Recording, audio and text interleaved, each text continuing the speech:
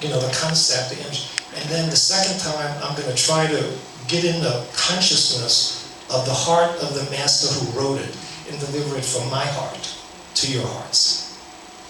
Here's the first one by Rumi. The clear bead at the center changes everything. There are no edges to my loving now. But I have heard there's a window that opens from one mind to another. But if there are no walls between us, there is no need for the fitting of windows or latches. Now, I got that to you from my head. Now I'm going to try something new. I'm going to try to go into my heart and deliver it.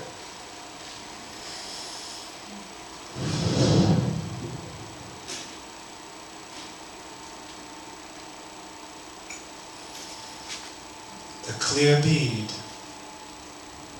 at the center changes everything. There are no edges to my loving now.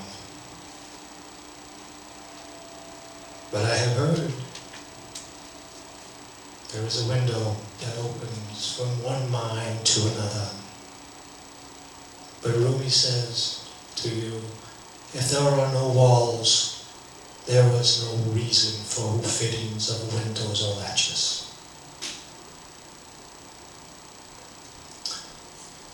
The second poem came to me, I said this would be a good poem for Optimal Health Institute because it reminds me of what happened to me when I came here a week ago and how I'm moving toward eating these wonderful foods and saying, this is good for my body. This is doing good things for my body. It's by Antonio Machado from Spain, the most beloved poet of Spain. And he wrote a poem called The Brilliant Wind. The brilliant wind one day called to my soul with an odor of jasmine. In exchange for my odor of jasmine, I would like to smell some of your roses, he said to me. I said to the wind, I have no roses. All of the leaves and flowers are gone. I only have branches and twigs left in my garden. And the wind sighed and said to me, Antonio, in this case it would be Stefano, Stefano, what have you done to the garden that was entrusted to you? Now I'm going to try to get into Machado's heart.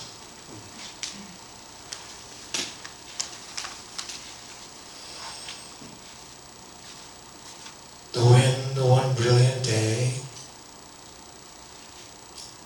called to my soul with its odor of jasmine. It said to me, please, in exchange for my odor of jasmine, give me the odor of your flowers. And I said to the wind, I have no flowers or roses left in my garden, only twigs and branches and leaves. And the wind said to me, Stefano, what have you done to the garden that was entrusted to you? And the wind left. Can you imagine what kind of a heart this man must have had to write so many poems like that, the imagery? He loved his mother. His mother lived to be 100 years old, and he married young, but his wife died when he was only 25 and she was only 24. But then he was a teacher in Spain, and he moved in with his mother and took care of his mother the rest of his life.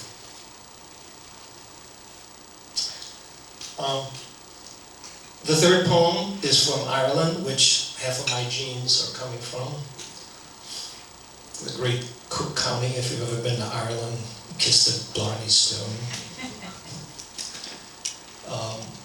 A guy by the name of William Butler Yeats wrote a poem while he was in London one day, and it goes like this. My 50th year had come and gone. I sat a solitary man in a crowded London coffee shop with an open book and an empty cup upon a marble tabletop. While on the street and shop I gazed, my body for a moment blazed, and 20 minutes more or less, it seemed so great my happiness, that I was blessed, and that I could bless. This is a simple little poem, but I'm going to try to go into my heart and be in the heart of Yeats when he wrote this probably 150 years ago.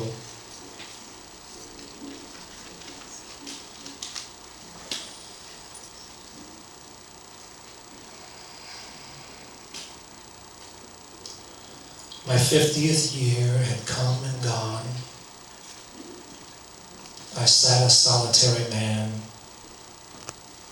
in a crowded London coffee shop, an open book and an empty cup upon this marble tabletop.